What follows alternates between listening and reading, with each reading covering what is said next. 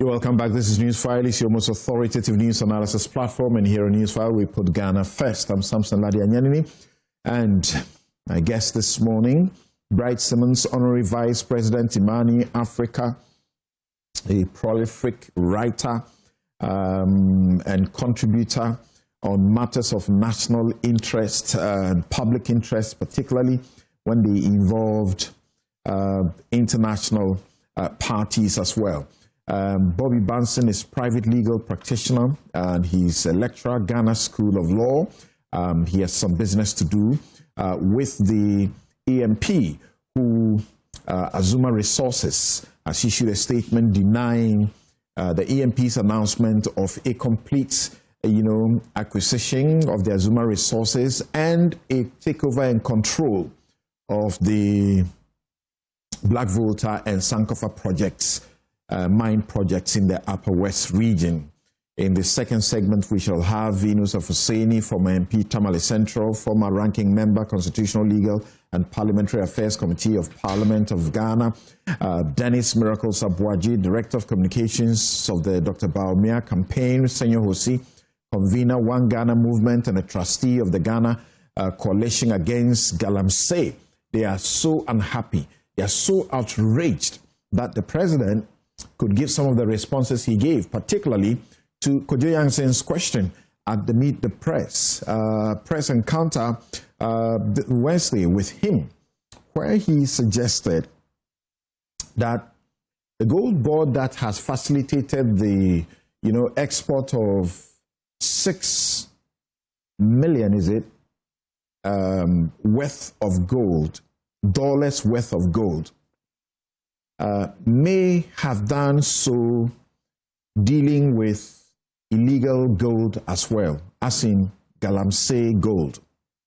But did he exactly say that? They are also not happy that he says he's reluctant to declare a state of emergency on our water bodies and forest reserves because he believes that the current approach is working. And did the president also say that the excavators in the hundreds that are being removed from the Tema port to some other places, that all of them are going into safe custody, pursuant to the ban, and none is getting, secretly moved and cleared for some people who own them? Well, it does appear he does not have the full information, that some people may be misleading him. We'll share you some information in the course of this discussion.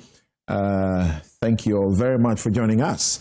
And so we will begin and try and deal with the latest development with the Azuma Resources and EMP matter quickly, and then we'll zoom into taking 3 of the major issues out of the president's press encounter to also deal with, including, of course, what appears to be a crackdown on hate speech. And the president says that the National Signals Bureau is tracing you through your IP to pick you up.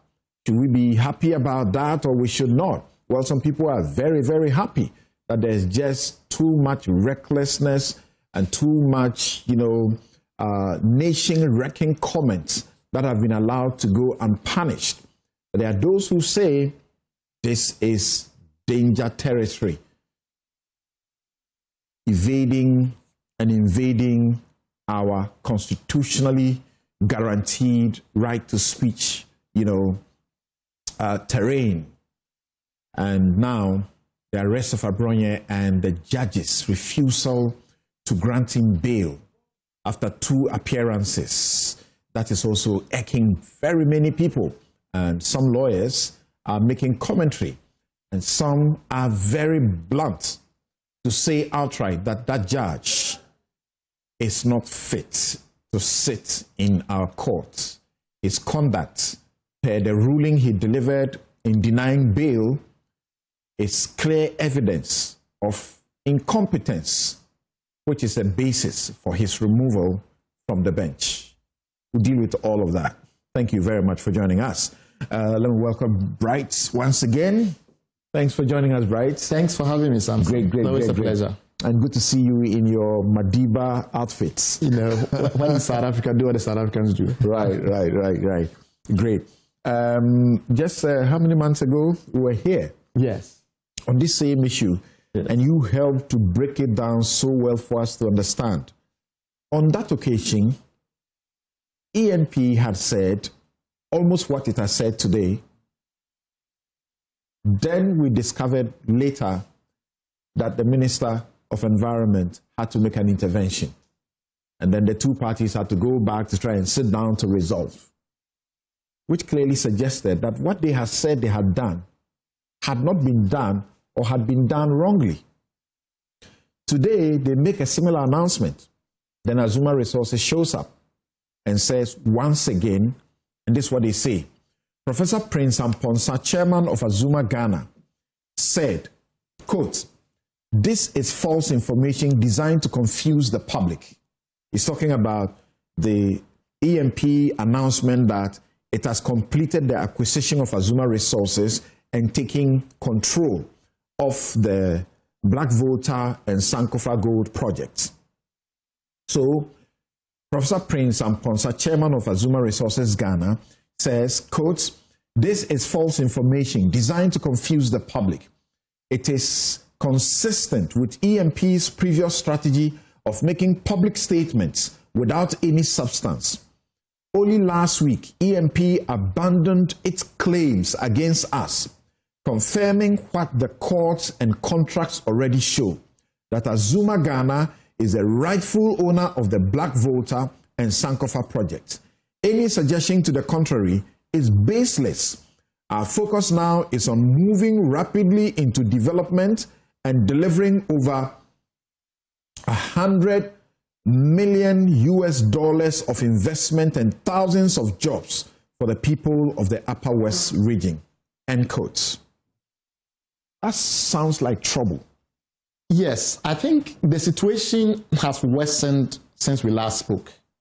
Because you know, when we last spoke, ENP had done an announcement that they had raised money from the ECOWAS Bank to buy the assets.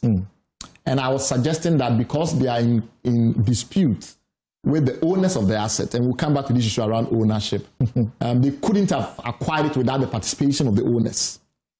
What has happened since then, and what is quite alarming, is that EMP has proceeded to transfer the shares of the company to themselves.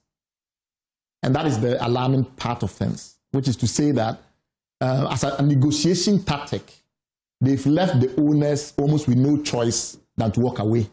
You know, and I think what they are trying to do is to ensure that the owners will take the lowest price possible for the assets.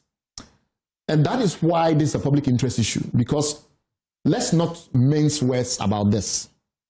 The 100% shareholder of EMP is a very, very prominent politician in this country. It's one of the most formidable politicians in this country. In that respect alone, if politically connected people are able to use this kind of strong arm tactics when involved in a commercial transaction, it has the effect of damaging the investment climate.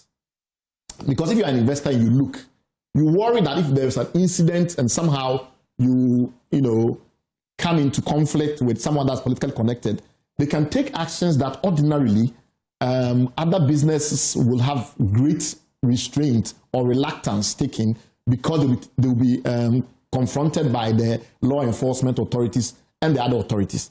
So that is really where we are. What happened is that, and it's a very convoluted matter, and therefore one risks the prospect of providing so much information that people get confused.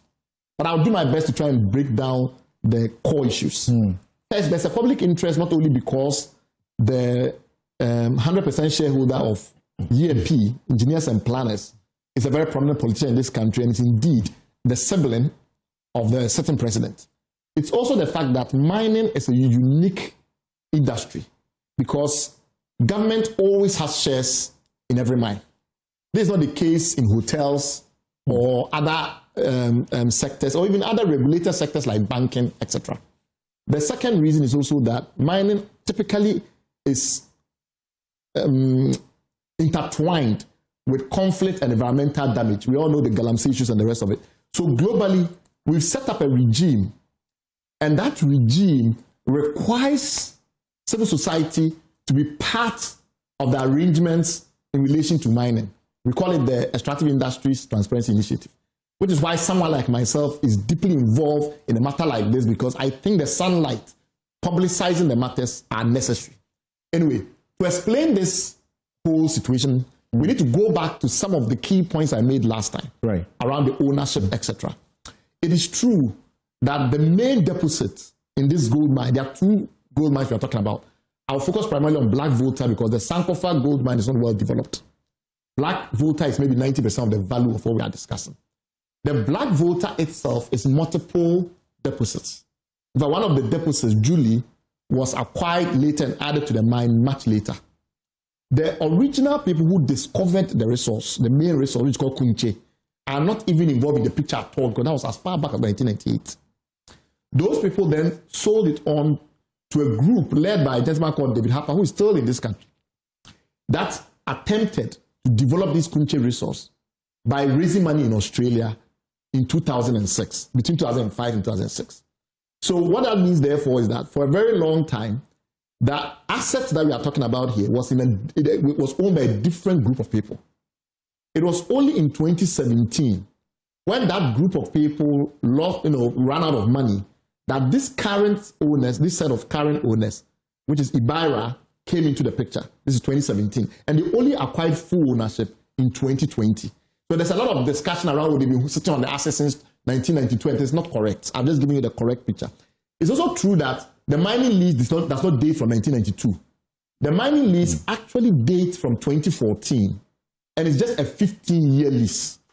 So it's not one of those 30-year leases, etc. So it's a 15-year lease, and that 15-year lease expires in 2029. So there are two leases there. There's Beton and there's Kunche. All of this to explain that when people suggest that somebody was sitting on the resource without developing it, it's not correct. The next set of facts is that the current investors, which is Ibaira, had invested in this Azuma Ghana prospect through a set of special purpose vehicles. There is one called IGIC, which is incorporated in Singapore. And there is the original Azuma in Australia, which they had acquired on the stock market. So the Azuma Ghana is owned primarily by IGIC and Azuma Australia. And IGIC also owns Azuma Australia. So when you combine, IGIC essentially owns 100% of the company, the Azuma Ghana. IGIC is just a fund of Ibaira. Remember that for tax reasons, typically the actual transacting medium, the vehicle that is doing the investment and things like that, could be put in another jurisdiction from where the fund itself is domiciled. Okay. So in the case of Ibaira, because of tax reasons or other reasons, they decided that the company that will buy the entity in Ghana and in Australia will be based in Singapore, which is the IGIC. So essentially, Ibaira, as a private equity fund, owns all of Azuma Ghana. There's no dispute whatsoever about it. There are 4 partners in Ibaira, one of which is the James Moore Bank that you keep hearing about, another is the John Hornsky, and there are 2 others. And those 4 partners, of those 4, 2 sit on the board of Azuma Ghana. So that's also another important point to clarify. The third critical point to clarify is that in 2023, when there was an agreement between IGIC, Azuma Ghana, Azuma Australia, etc., with E&P, engineers and planners, all those who were signing on the other side from engineers and planners were controlled essentially by Ibaira. There's no doubt and dispute about that as well. And I have all the documents here, which I'm happy to show to your viewers. So in essence, engineers and planners have always known that they are dealing with Ibaira, and that the key partners of Ibaira, led by James Moore Bank, are the owners of the assets. There's never been any doubt. They are currently negotiating to conclude the transaction. And I'll come to that in a minute. And the people on the other side, which is essentially Azuma Australia and IGIC, are controlled by Ibaira. And EMP knows that because it's in continuous negotiation with them. The fourth point, which is equally critical, is that when the agreement between EMP and Azuma, the Azuma entities, which is essentially BIRA, were consummated in 2023, it was very clear from reading the agreement. We've had international legal experts read the agreement thoroughly to confirm our understanding, whether our understanding of the agreement is correct. It is very clear that the nature of the agreement was not sell and walk away. The nature of the agreement was a framework for acquisition and development together. And that framework required, first and foremost, EMP to pay some amount of money, $50 million plus another $50 million, as a right to participation, but it also required them to build their mine over time because the $100 million was only for the issue shares, and they were supposed to have more shares vested in them as they developed the mine. So there was never a case of we are selling the mine for $100 million, pay them $100 million and walk away kind of scenario. There was always a marriage, a strategic marriage to develop the mine together. The fifth point is that ultimately, the way that the parties understood the agreement appeared to differ. For instance, when EMP brought a potential offer from the ECOWAS Bank to the table, the other guys felt that that offer did not meet the terms of the agreement. I'll give you a couple of examples. One, there was a belief that the $130 million that the ECOWAS Bank is offering is not enough to cover the needs of the project because the bankability feasibility study suggested that the estimated $150 to $160 million was not enough. So when they rejected that, they came a second time with another term sheet. And that still did not reach the over $200 million that, in the view of IBIRA, the bankability feasibility studies suggested is needed. And the understanding of the agreement was that you raise whatever is needed. EMP obviously had a different view. But whatever be the case, these are the two trying to get into a meeting of minds. So what happened then is that they then also looked at the terms and realized that it was indicative. It was for discussion purposes. And therefore, it's not a firm offer. And they rejected it. A second one, they rejected it. Another attempt through Afrexim Bank, which is another offer, was also not accepted. Those details are before an arbitral panel, before EMP withdrew the matter. But my point is that there was no meeting of minds. Because there was no meeting of minds, at some point, IBIRA, which controls the entities that own this Ghana entity, the Azuma Ghana, terminated agreement. And when you look at the termination agreement, which I'll also show very soon, you will see that all the people that signed are the very people that EMP entered into the agreement with. So if you think of Kango, which is another special purpose vehicle, the person that was responsible for Kango signed. If you think of Azuma Resources, John Ronson's kind, and what's his name? James Warbank also signed. So in effect, there was a termination that EMP disputes. Now before that, EMP had already gone to arbitration. But who did EMP take to arbitration? A group of companies, all of whom are ultimately controlled by IBIRA. Now in the course of that, EMP then proposed to hold this event, which I had gotten wind of because I'm in EMP's affairs because we are in court, right? So I then... At the time, EMP had been successful in the local court in securing an injunction against... Yes, an injunction to prevent the sale of the asset or any kind of investment coming to the asset that does not come through EMP. Correct. Essentially, but if you read the judgment of the High Court judge, it was very clear that she was freezing action on both sides, and we will display that also for viewers to see. If you read the phrasing that the judge used. So that effectively meant, therefore, that in a way, things were in a standstill. Then, when this event was held, which brought this whole matter to the limelight, we suggested that that event was not proper because the other persons who owned the asset were not party to the agreements. And that was confirmed by Azuma. This recent incident involved the transfer of shares by an individual purporting to be the beneficial owner to EMP. To our minds, or in our minds, that individual is not truly the beneficial owner in that sense of the word because he doesn't really own the shares. And that was the most important question I was going to ask you after you said that EMP is transferring these shares onto itself. When we see, even in the pictures that we have seen in the course of the week, where these processes are happening, and there's a signing. As you see them on the TV, Azuma Resources was represented. But now what you are saying is that the person purporting to represent Azuma Resources is somebody else. Okay, so this person that you see, this gentleman in the middle, this Caucasian gentleman in the middle, has actually nothing to do with Azuma Resources. If my understanding is correct, this is somebody who is linked to Caterpillar or one of the vendors that provide equipment to EMP. But, EMP's representative here will explain if this person is any of the Ibara or other owners. So the key principles are very straightforward. The person who was listed as the beneficial owner is a gentleman called Hector Ninaku. Hector is the secretary. He's an inherited employee of EMP in that he was in the company before, inherited employee of Azuma Ghana Resources, because he was in the company before this group, these new owners of Azuma, came to play. Are you understand what I'm saying? So you remember that this company has been around for a while, and these people bought into the company.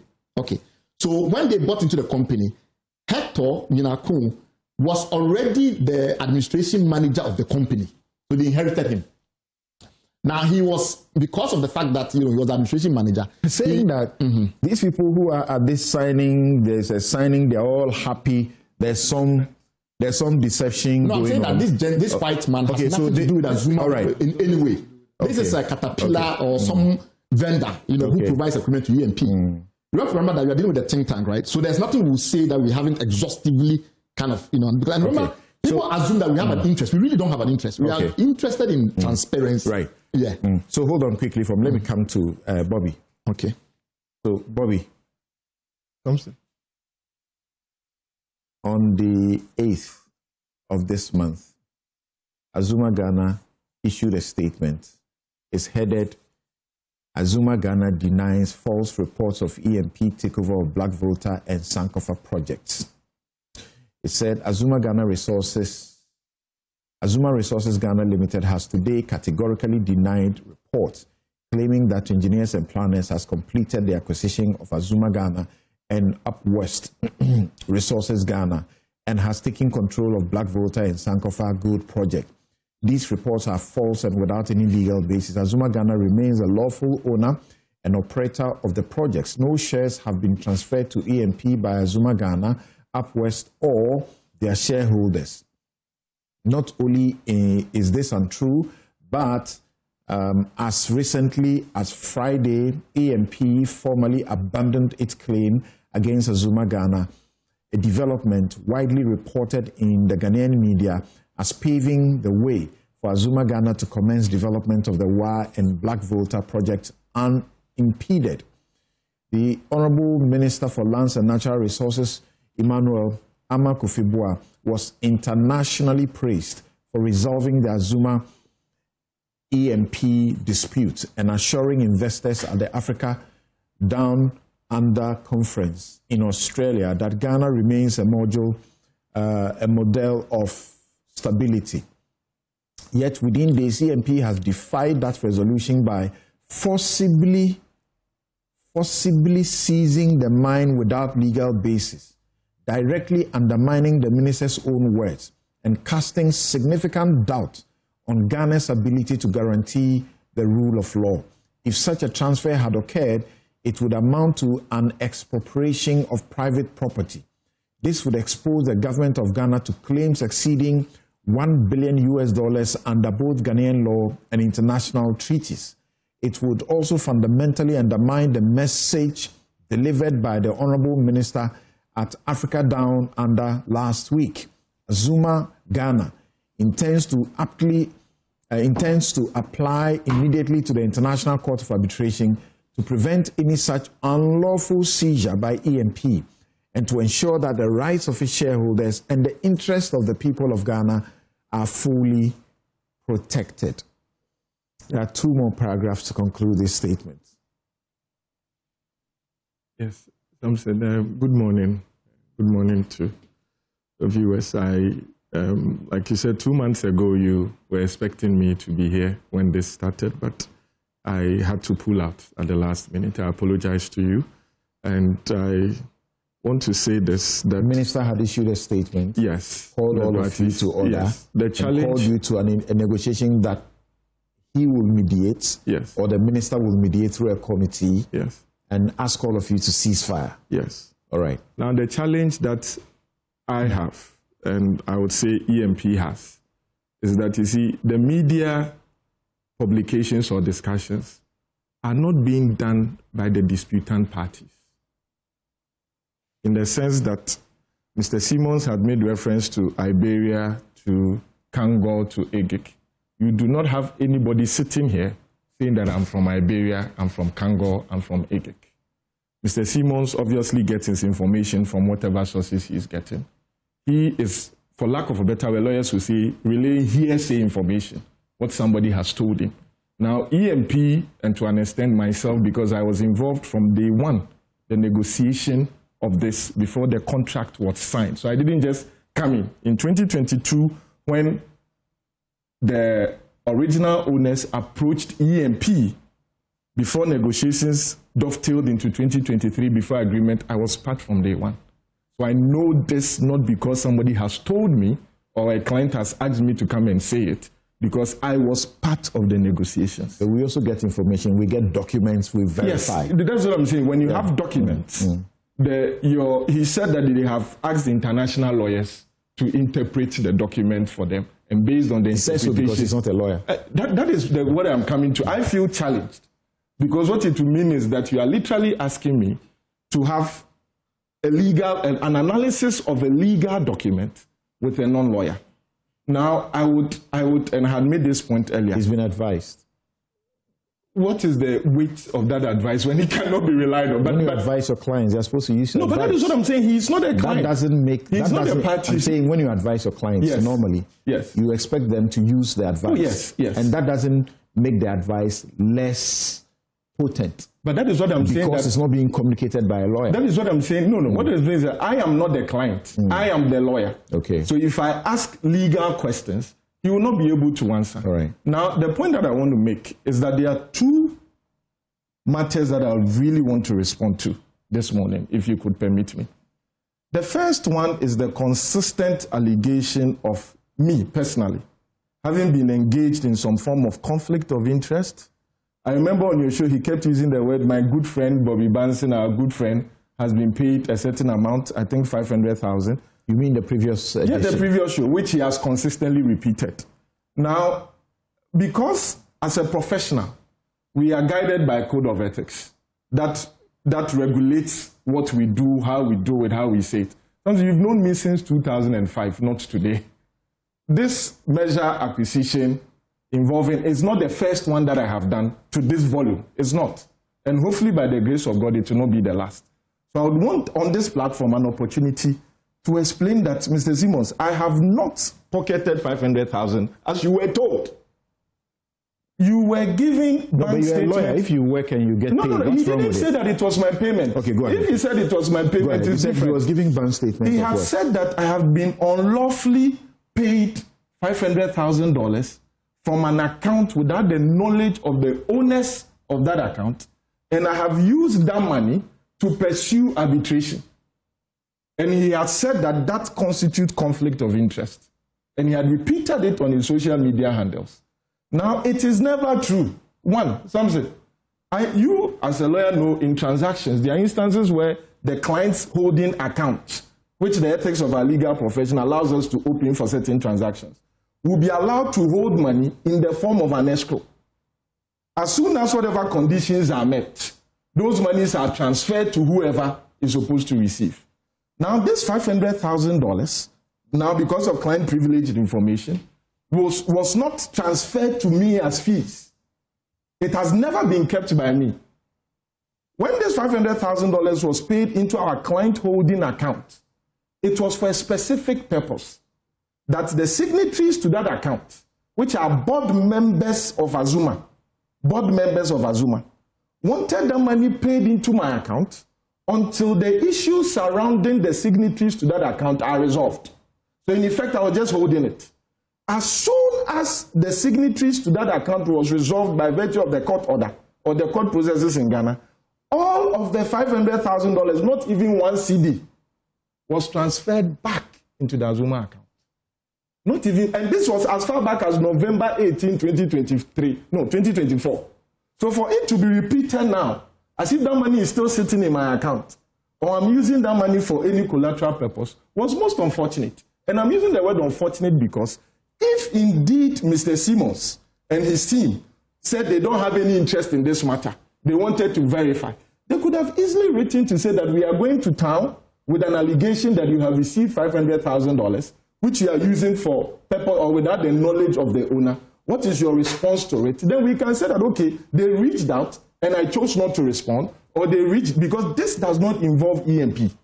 The allegations that he made concerning the $500,000 was against myself. It had nothing to do with EMP. Which is the next issue, so that he can respond quickly. Yes. Then you go to the question that I asked you, because that is our primary concern, where we are being told that the announcement that was made this week is false. There is some expropriation. This is putting Ghana in a very bad light. There is some unlawful seizure, putting Ghana in a very bad light internationally, and that Azuma is the rightful owner of these resources, and it has rapidly, it says it is now moving rapidly into development and delivery of over 100 million of investment and thousands of jobs. So what's the second issue you wanted to respond to? It will tie down into the first part of your issue, that there has been expropriation. Expropriation is when the government, that you are a foreign investor, unlawfully seizes or prevents you from realizing the full extent of your investment. That's right. Now, in this transaction, there has not been any one single involvement of the government of Ghana until the foreigners, for lack of a better word, voluntarily wrote to the minister and asked him to mediate. And so this what happened? Yes, they wrote. Okay. Now, it's sad when the... First of all, it's the company that invited EMP to come and acquire the asset. Yes. And second, you are saying when the minister made the intervention, it was they who brought in the minister. Who wrote the minister? Okay, go ahead. The only time that EMP wrote to the ministry was to get a no objection letter. I think late last year or early this year, and we went through all the processes, and then it was issued in March 2020. You're explaining why there's no government involvement until when Azuma Resources got Australia and brought the minister in. Okay. So to that extent. Now, the point which ties into that I really want to make is that it's quite unfair that this transaction having been started in 2022, highlighted in 2023, agreements signed in 2024. Whatever has happened to those agreements, I'm not going to talk about it, but I'm saying that to say that this transaction is being consummated because of political interference is quite unfair. You see, it is unfair because it undermines the very efforts that everybody has put in right from the beginning, as if you just came up and from 8th January 2025, which is when His Excellency John Mahama became president, then EMP decided to say, we want this asset, so let's go and take it. It's really unfair. When you do that, it is not only EMP that you are attacking, because the so-called allegation you are saying international investment is, the international climate, investment climate, people are talking about it. It is not only Mr. Dramani Mahama or EMP that they are talking about. They are talking about the whole Ghana. Now, if you go to EMP or if you go to where the miners, the people there are not only aligned to any one political party. You cannot say that EMP workers all vote for a certain political party, or where the miners, they belong to one political party. This is a Ghanaian matter. This transaction, like I keep saying, was started in 2022. Agreements fully negotiated and signed in 2023. Things went on up to 2024. So you cannot say that only maybe from 8th January, all of a sudden EMP woke up and decided that we want this mine. So we just walked in and said we are taking it by force. That is most unfair. It undermines the efforts that all parties involved have put in to bring it to this light. Now, Samson, I will be slow to respond to the essence of your question for one reason. He indicated that as we speak, there are serious attempts to bring closure to all of these misunderstandings. And as between today, tomorrow, the next day, is very crucial. Now, I will not, with respect, want to inflame, for lack of a better word, passions. So that's a fact. That's a fact. That there are serious negotiations ongoing as we speak. As we speak. To bring a closure. I'm supposed to leave immediately I finish to finalize the discussions. As you are aware, the stakeholders involved are in different jurisdictions, Singapore, Australia, and the timelines are not aligned. Australia, for example, is 8 hours. Yeah. So we've been working in the past 72 hours over time to be able to finish this. And I have to be part, but because of these issues and the promise that we had, I didn't want it to be repeated. I just wanted to come and clear these two things. That it is not true that monies had been paid into an account unlawfully and are being kept to achieve a certain purpose. Secondly, it is not true, never the case, that this transaction has come about because of political interference. It has never been the case. They approached EMP in 2022. At that time, Mr. Ibrahim Mohammed's brother was not president. He was in opposition. If they were looking for political help, they would not have gone to him. Agreement was negotiated and signed in 2023. Parties started implementing their various parts of the agreement in 2024, and dispute arose. Dispute arose in 2024. Now, whatever steps have been taken by EMP subsequently, they are subject matters that will be consummated in the course of these negotiations. And so I would not want to go into this person did this. As you know, when you are in negotiations, sometimes the tone, the discussion, that is why I'm restrained, because whatever Mr. Simon says here cannot be held against the people who we are negotiating with. Because obviously, he has not said he is here in the capacity as their representative. But whatever I say here, I'm the same person that in the next 30 minutes, I'm expected to go and sit at the table. And I'm sure they are watching, or he will let them know that, oh, Bobby even said you have done this, you have done that. Sorry.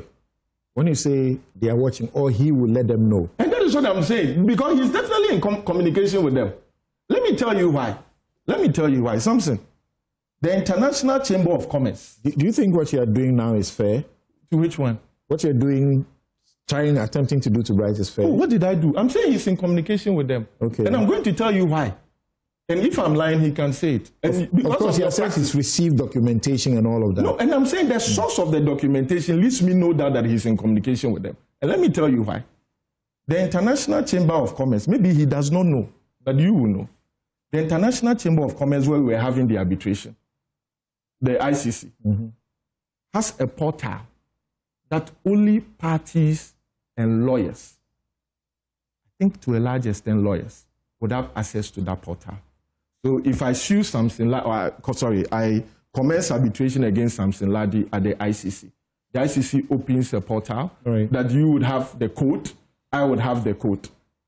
The notice to withdraw was uploaded on that portal, the exclusive portal that only lawyers have access to. On Friday was 4th or 5th September at 10 p.m. Less than 3 hours later, which is the Saturday, 6th September at 12, what time was the post? 12:57 a.m. Less than 3 hours, Mr. Simmons has posted that notice on his Twitter account. This document was not sent by email for you to say that somebody received it by email. It tells me, if I look at him from the perspective from which we have dealt with him over the years, that he does his job well. He knows how to get his job done well. But that is what I'm saying, that as we sit here, I'm not saying this disrespectfully, but as a fact, you and I, because of our profession, we have ethical boundaries. There are privileged information that when a lawyer comes by in the course of discussions, negotiations, cases, you cannot sit and go to media with it. Correct. Otherwise, when I leave here, General Legal Counsel would ask me, you are bound by certain regulations. I cannot justify it. With all due respect, Mr. Simmons doesn't have that. I cannot say that he belongs to an organization, a professional body that will regulate some of this. So, for example, I could not have, per the confidentiality agreements under the ICC rules, I could not have shared that notice of withdrawal with you. Correct.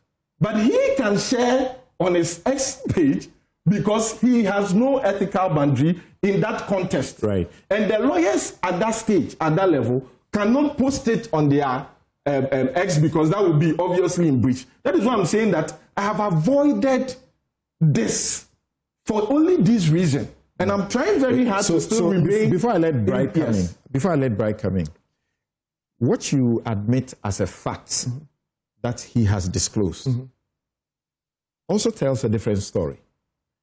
That as we speak, there are ongoing negotiations to try and bring matters to a close. Yes.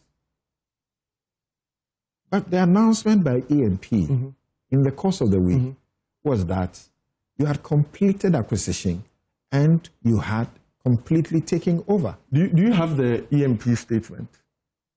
The EMP statement was very categorical. EMP has acquired all the equity shares.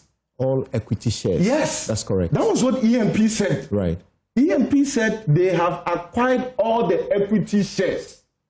Very clear. And it even stated from the beneficial owner, and having acquired that, with the prior approval, the letter of no objection from the Minerals Commission, and has completed the registration of the share transfer at the Registry of Companies.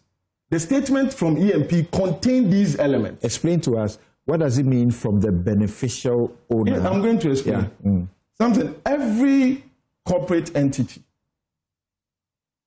most likely, maybe not in all situations, but most likely would have two interest owners. And I'm making this general because you've asked, not again, I'm restricted. Just education. Just education.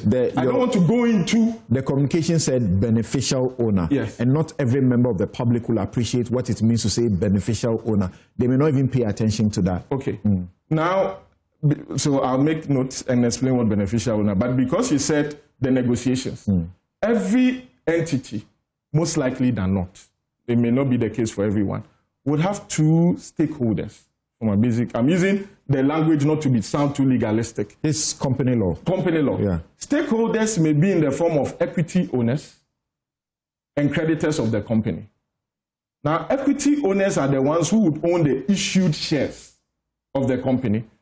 The creditors are not owners of issued shares of the company unless they have an agreement for preference share arrangement, or they have debentures that restricts the transfer of shares under certain circumstances. Now, EMP in the statement indicated that they will now proceed to deal with the creditors. It was in the statement.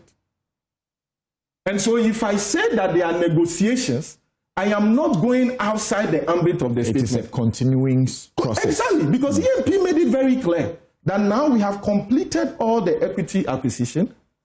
We have completed that registration at the Registrar General's Department to deal with the creditors. It was in the statement. Okay. So if I say there are negotiations without disclosing the extent of that negotiation, I have not gone outside or betrayed the essence of the statement by EMP. Now you've asked the question, who is a beneficial owner? Now a beneficial owner, you would have access to the Companies Act. Yes, if we can, so that it is not as if I'm the one saying something that is not. I have my legal resource, but you go ahead and just briefly tell us.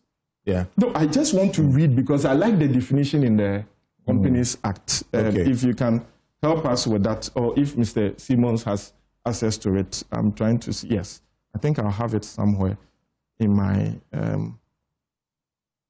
Didn't bring. All right, so this is Newsfile, Joy 99.7 FM, and this is your Joy News TV. Joy News channel, and we are trying to canvass the discussion. I just opened the Companies Act. Okay, so you see the definition of beneficial owner. Right. So the matter that the Azuma Resources is threatening international, taking it to the International Court of Arbitration, and threatening that Ghana stands and risk over $1 billion US because of what they are seeking to do. That's actually what brings in the extreme national or public interest for which when we look around, we can't see any civil society group that appear to have the capacity to help with the discussion than Bright Simmons. And that's why we call it. Yes, have you found a beneficial owner? I've just opened my company. So you can look for it for me. But I can just generally, again, for discussions without necessarily narrowing down to the facts of the present matter, which I've said for ethical reasons, we'll not go into the details. Okay. If you say, and this is from international investment, international law perspective. Okay. If you say that you would want to take a country on in the context of expropriation, you cannot say it. It's not as if you are walking into the court to sue. Right. You must first demonstrate that you have a bilateral investment treaty between the country of the investor as disclosed to the home country, the host state as it's called, and the host state. And so if that talk comes out, you have to ask yourself these questions before you'll be able to narrow down. Now, the beneficial owner, if you find it, so that it comes from your gadget, we read it, and then we all have an understanding of it for general purposes. I just wanted you to proceed with your explanation. Okay. If that mattered. Yes, it mattered. Okay. Because if you pick up company incorporation forms today, there are international conventions that Ghana is a signatory to. That from 2018, which when the law was passed, the New Companies Act was passed in 2019, required that when you are filling in forms and submitting forms for registration at the company registry, you must disclose beyond who the shareholder is on the face of the incorporation document. You must disclose who the beneficial owner is. Now, the beneficial owner, often called the ultimate beneficial owner, is the final interest holder of the asset or of the company. And so every other person, as defined in the Act, would be acting at the instruction or at the direction of this ultimate beneficial owner or this beneficial owner. Right. A beneficial owner is not a trustee. A beneficial owner, per the law, is not holding the shares or is not an owner of the shares in trust for any person. Okay. And so if something you register, maybe you incorporate a company, and then you put your name as the shareholder, but you actually are acting on the instructions, or maybe you intend that whatever benefits come from the shares, the final decision maker in respect of this organization would be me. Right. Your name would appear as the shareholder, but my name would appear as the ultimate beneficial owner or the beneficial owner. What the law defines it to be is that you will be acting at my instructions or in my interest. Right. That is what the law says. Right. And so if you incorporate a company and then you fill out names of maybe Bobby Banson as the shareholder and then Samson Ladi as the beneficial owner, you, Samson Ladi, you have a lot of legal obligations, either rights or liabilities. Yeah. And so it is not merely writing it there as it were. So let me go to Bright now. So when he I said, thought you were going to look at when he said, I've gone through. Okay. Recently, not too long ago, we had to do an amendment to bring beneficial owners provision into the Companies Act. Yes. Because we felt that there were people who were hiding behind companies to do things. So we needed to know who exactly is the one who has put money in this business. Yes. That's why we passed that in Act 992 of 2019 and under Section 383. A beneficial owner is simply one who, the person who is directly or indirectly the owner or has control of the company or the legal arrangement, the person who receives substantial economic benefits from the company, the person who exercises significant influence over decisions or operations, or the true party behind the transaction, even if acting through a nominee or by proxies. That is what the law says. So you said you had acquired. I think let me just get involved at this point because coming. And also, I think if your producers will now allow me to start showing some documents, I'll be very grateful. So we just did the explanation of beneficial owner, and the EMP is saying these are the people that they have dealt with so far, and they were going to now continue the process to deal with the creditors. Okay. Yeah. So Samson, I'm actually quite amazed that Mr. Banson, all stakeholders, Mr. Banson will suggest that he has ethical boundaries that I don't have, purely by virtue of the fact that he's called to the bar in Ghana. And I guess because myself, as a lowly policy analyst and activist, cannot have ethical boundaries. That's not what I said. Mr. Simon, that's not what I said. But you see, I said that. Bright and Bobby, hold on. I will not. Bright and Bobby, hold on. So when you were talking and I was talking about the signing, signing process, I picked up these photographs and shared with my production to share with us. And my information is that these pictures, as published, were rather those that were published in 2023. Yes. And they were the pictures before Azuma agreement, the Azuma agreement. It's got nothing to do with this. This is not the transfer that happened. As you can see, it's a caterpillar. Thank you very much. And it has nothing to do with Azuma. Right, okay. so thank you. So I am actually amazed that, this ethical boundaries issue, okay, but we're not going to dwell on that, are we? Let's be clear. Even after EMP concludes the ongoing negotiations with Ibarra and signs an agreement, and hopefully they stick to the agreement this time around and everything else, the fact of the matter is that EMP has to raise substantial amounts of money to develop this mine. And as far as the information we have up to date is concerned, it's only public banks that appears to be interested in financing EMP. The ECOWAS Bank and Consolidated Bank of Ghana are the only ones that our due diligence appears to suggest are currently at the level of commitment in this respect. To the extent that those are public banks, we will continue to have an interest in this affair. That's something I'm putting on the record. So that's number one. Number two, it is true that I'm not called to the bar, I'm not a lawyer and the rest of it. But I think Ghanaian professionals sometimes heavily underestimate the interdisciplinarity of most of the things they do. Everything we've discussed here, law is 20%. Maybe less. There's a whole range of political economy issues. There's a whole range of commercial transaction issues. I'm a trained MBA. There are a whole range of other matters in respect of public interest, etc., etc. So for someone to suggest that if you're not a lawyer, I can't debate you and this, whatever, I don't think it's correct. Don't worry, Mr. Banson, you'll get your chance. So I think I want to make the and let's do this briefly because we need to move on to some other issues. This tendency to think that anything that when there's a legal agreement involved or something, it's only lawyers that can discuss. It's very often the case in this country in public discourse. It's completely wrong. There's so many facets. That's number two.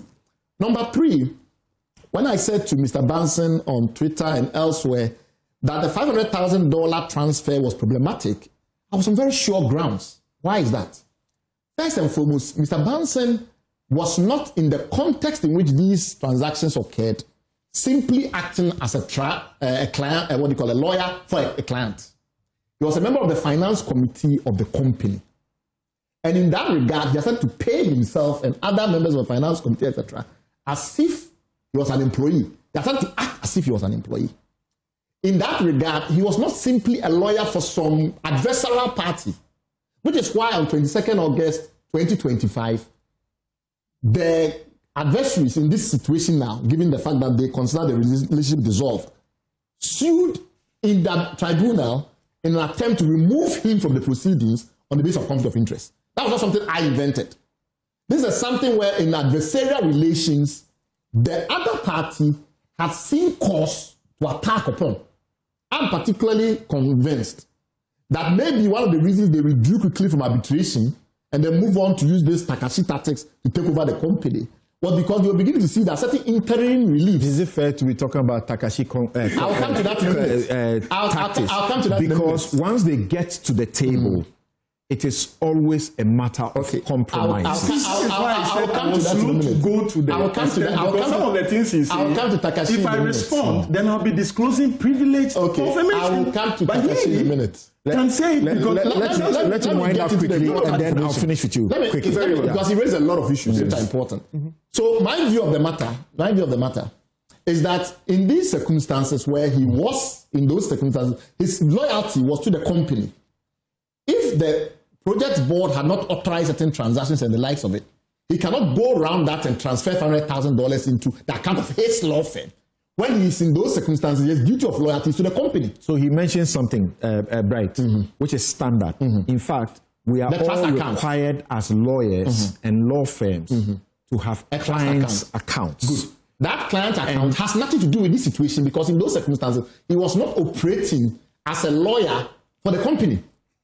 That's the problem. He was operating as a lawyer for EMP, and he's still a lawyer for EMP. In the context in which he had access to those bank accounts, he was a member of the finance committee of the company. I'm not a signatory to that bank account.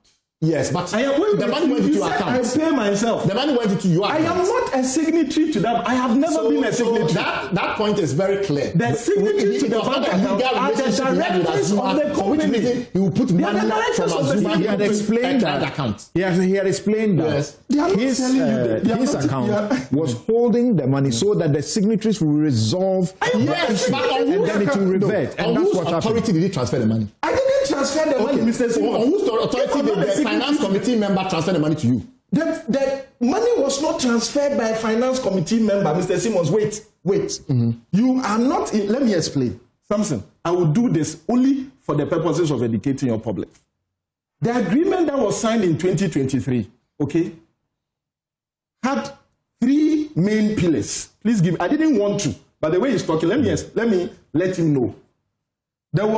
He had said an agreement for EMP to acquire all the issued shares in the company and debt.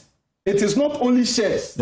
Shares and debt. And I can confirm this because I have read the agreement. $400 million. Okay. That was the first pillar. Right. The second pillar, so let me go. The first pillar, I will explain it. Okay. The first payment was $50 million.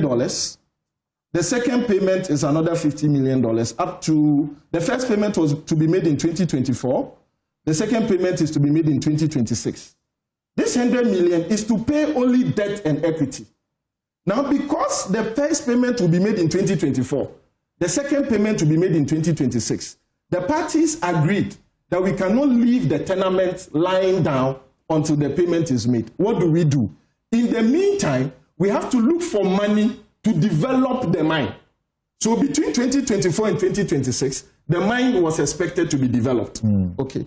Now the second pillar was that EMP will be solely responsible. Relevant. Sorry? I'm not sure why this one. Finish. I'm coming to explain to you the workings of the finance committee. Operating as a lawyer for the Mr. Simmons. That you need to account account is irrelevant. Let me explain. Hold on. I'm explaining. Quickly concentrate here and finish because I'm explaining the finance need to end this discussion. The finance committee. Yeah, go ahead. But I have I'm coming. You said I'm a member of the finance committee and I was paying myself. Go ahead. EMP, the second time, was responsible for raising the funding to develop the project. To develop, not to buy the shares, to develop the project. The cost of the funding, as stated in the agreement, was between $150 million and $160 million. Now, in raising the funding, the agreement stated that even though EMP will go and look for the funding, the Australians would guarantee the funding. So the agreement says that the funding will be raised by EMP on the books of the Australians. That's what is in the agreement. And the boost doesn't mean guarantee, but that's another conversation. That is what the agreement stated. Now, EMP will raise the funding, but the funding is to be raised in the name of Azuma, because Azuma is the benefit for the 2-year period. Now, the parties agreed in the agreement that there will be what is called a finance committee that will be responsible for raising the funds, which is the sole responsibility of EMP. Right. So EMP, per the agreement, was to constitute the finance committee. Because this is the fundraising we understand. Yeah, this is the fundraising. The minerals income investment. They wanted to bring in some money and you rejected. Exactly. That you didn't want government any to be political. involved. Okay, go ahead. Now, this finance committee was per the agreement to be constituted by EMP. But for the company. That is what I'm saying. Finish. That it will be raised in the name of the company. We need to do this quick. But it is EMP's responsibility. Right. All I'm saying is that the finance committee. No, you make right, a statement. Right, just a second. I'll come to you. Right. The agreement stated that EMP will constitute the finance committee. Okay. After the main agreement was signed in 2023, the first meeting of the board was to confirm the membership of the finance committee, which has, of course, it is EMP that is constituted. So EMP would have its people there. Now, they needed a lawyer, of course, because you are going to do finance reason. So I was put there on the finance committee. The board of Azuma, in one of their first meetings, ratified all the members of the finance committee and then ratified their allowances to be paid to them. Meaning they approved. They approved. Ratified. Yes, sorry, they approved. Okay. Now, EMP was supposed to fund the monthly operations of the mine, as it were. I'm using the word. Which you say was funding monthly by how much? By averagely $500,000 a month. Okay, go ahead. From that time. Yeah. Now, the monies that EMP would be paying into to fund, for the purposes of knowing that this money was paid by EMP, and it is for this purpose, again, the board of Azuma approved, I was going to say, passed the resolution that a bank account will be opened at EcoBank, where all the payments from EMP would be put into. That we know that every month, whether you've paid your money, you've not paid, so we will not mix it with the other funds belonging to the business. Now, the board of Azuma approved the mandate to this EcoBank account and said this EcoBank account, we are going to have two signatories. One will be A, because of privilege, I will not want to mention their name. One will be Mr. B. Now, Mr. A and Mr. B were members of the board of Azuma. They are the sole signatories of that account. They were EMP representatives. That's Mr. Nana Jonebemo and Noelado. Of course, I know. I've read everything. I have never been a signatory to that. So I don't know why we went on this. Because you said I was paying myself. You said I was paying myself. No, so I was trying to let you know that at no point in time was it that the payment from this account to the finance committee was without approval of the whole Azuma board. Okay. At no point in time did I, Bobby Banson... So now I understand where Bright is coming, because he is impeaching the said Azuma representation on that committee. So let me continue. Or the Azuma board. It was a board approval. Yeah, I get it, but he's impeaching them. You know, it's okay. The information we have seen is that the EMP representatives on the board who were signatories to that account because it was a EMP requirement, but still in the name of the company. So they are still acting in loyalty to the company. Nana Bono, Bene, and Noalado, they were the ones who were signatories to the account. So effectively, they transferred the money. But they transferred the money to Robert Smith Law Group, which has no relation whatsoever in this context in relation to a client. Was the money brought back? Do you know? Did they tell you whether the money was brought back? You have said that it was returned without even a single. Right. My point is that at that moment there was no attorney-client mechanism arrangement in this place. It was simply a fact that in their minds, your loyalty to should have been to the company. So that's all. So that 500,000. Which company? Well, the thing is that you deny. Right. So you deny that claim. EMP appointed me to the finance committee whilst you were a lawyer for EMP. Right. Okay. How do you tell me? Right. And you say by the agreement it was EMP that was to set up that committee. And then pay the committee members. The account we are talking about was not an EMP account. The account was an Azuma Ghana account. Because EMP had to account the monies they have paid towards tax purposes. It could not have been direct from EMP to everybody. Okay, thank you. You've made your point. Let me just make my point. Right. And then let the viewers judge. All right. So as far as I'm concerned, you were brought on the Azuma Ghana system, right? As somebody whose duty of loyalty was to that entity. Any movement of funds that was not authorized by the majority shareholders and which they have used as a basis to claim that you had a conflict of interest, it's a public interest. And that's what I have reported. If you disagree or whatever it is, that's your opinion. But you cannot make the argument that what I said was somehow concocted when they themselves have found very So what it is that you rebutted that. You rebutted that. There's an important point he's refusing to admit. Oh, Jesus. Was the $500,000 brought back after the signatories matter was resolved? Ask him.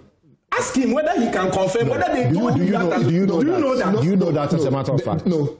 What I'm trying to explain is, can we just clear that? Do you know that or you don't know? It was sent on 18th November 2024. There are a lot of issues regarding this EcoBank account. Okay. And funds spent in that account that have not been accounted for. Basically, money that was supposed to fund Azuma resources. The current accusation is that money was funding EMP. So let's not go there. Let's leave that there. All right. So my key issue is very simple. Quickly, the ultimate beneficial owner of a company is the person to whom the economic benefits accrue. Correct. And on top of that, the person who has control of the company. Yes. My argument These is are that the people they have dealt with. No, they are not dealt with them. The person they have dealt with is Hetanyinaku. Now, Hetanyinaku, who was listed as the beneficial owner, who has transferred the shares to them, is not the ultimate beneficial owner. He does not own the shares, because when you look at the actual ownership of the shares, the two companies that he's dealing with now, Azuma Australia and IGIC or IGIC, those companies who own the shares are the true ultimate beneficial owners. The only reason why Hetanyinaku became listed as beneficial owner in 2014 because of administrative oversight. Because if you look at it now, I have the evidence now. Can I show something quickly? The current transfer to EMP, it still shows Hetanyinaku as the beneficial owner. So it tells you that unless he now accepts that Hetanyinaku owns the company and not EMP, that is a simple administrative oversight. Are you saying that you have evidence that in 2014, when Hetanyinaku was listed, he was subsequently sort of delisted? Hetanyinaku was just secretary. He was not a director of the company. As beneficial you have owner. said that he was listed as beneficial owner. I'm trying to explain that the beneficial ownership thing, because he was the one responsible for managing it, it was up to Hetanyinaku to ensure that the right beneficial owner was listed. All right. Now, what has happened now is that they've taken the company from Hetanyinaku. Not from Ibaira, not from the people that they are currently negotiating. But if they are taking it from the right people, they wouldn't be still negotiating with them, would they? He says the continuing negotiation is not contrary to what the announcement they have because made. he's suggesting that those people are only creditors. They are not only creditors. said that. Those people. See, that is why I said I don't want to say things for you to beneficial. I understand your difficulty. I understand your difficulty. Yes, but hold on. I said that. If we own the viewers in higher education, that's right. The people that own the mine are Ibaira. All right. Everywhere you go, you end up with Ibaira. Right. Ibaira is not the one that has transferred the shares to EMP. Okay. There's absolutely no doubt. Yeah. So the people who have transferred the shares to EMP is Hetanyinaku, who was secretary to the company and does not own any shares and has never been an economic controller or a legal controller of the company. That is why I made the tweet I did, and which is why I sparked the controversy that I did. It was a valid controversy. Okay. Now, and I need to end on a clean sheet. Does what Azuma is saying still hold? That they are going to the International Court of Arbitration and this must cost Ghana in excess of 1 billion? Yes, I'm asking you, Bright. Well, what do you know? What I know for sure is that EMP sent the matter to arbitration demanding specific performance. That the agreement should continue. Yes, I know. This is 8th of Yes, I'm trying to explain that in a few minutes. Give me a few seconds. So EMP took the matter to arbitration for specific performance, meaning that the agreement as it was will continue. EMP has withdrawn that arbitration and has acquired the shares from Hetanyinaku. That's where we are now. The threat to demand interim reliefs and also pursue the counterclaim for $1 billion.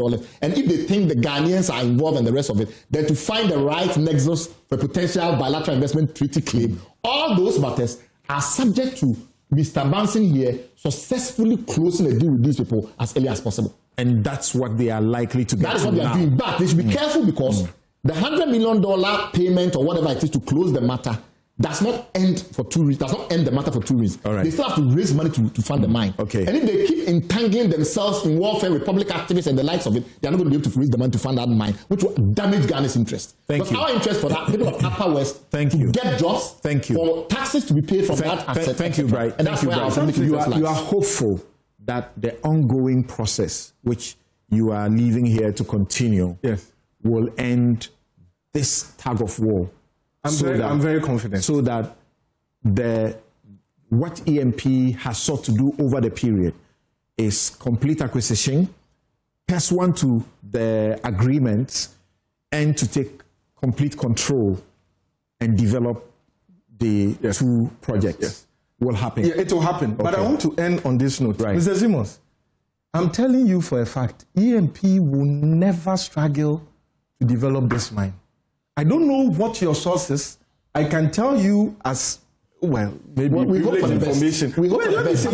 Thank you. Can I finish? All right. No, something. He makes categorical statements. You are making the point. You are inviting him in. No. I need to go. I need to cut you right now. He's saying that EMP has approached only public companies and public companies those are the only ones who have shown commitment. That is not true, Mr. Simon. Whoever told you, and that is what I'm telling you. That most of the things they tell you are hearsay. Thank you, they cannot be gentlemen. verified. It is not true. Simmons, Honorary Counsel, Imani Africa, and Bobby Banson, who is lawyer for EMP, joining us on this discussion. We will be right back with my next set of guests joining Bright Simmons to look at three major issues under the president's encounter with the press. No declaration of emergency. He says he's reluctant to declare a state of emergency to fight Galamsey. The guys in that front are outraged. They are completely unhappy.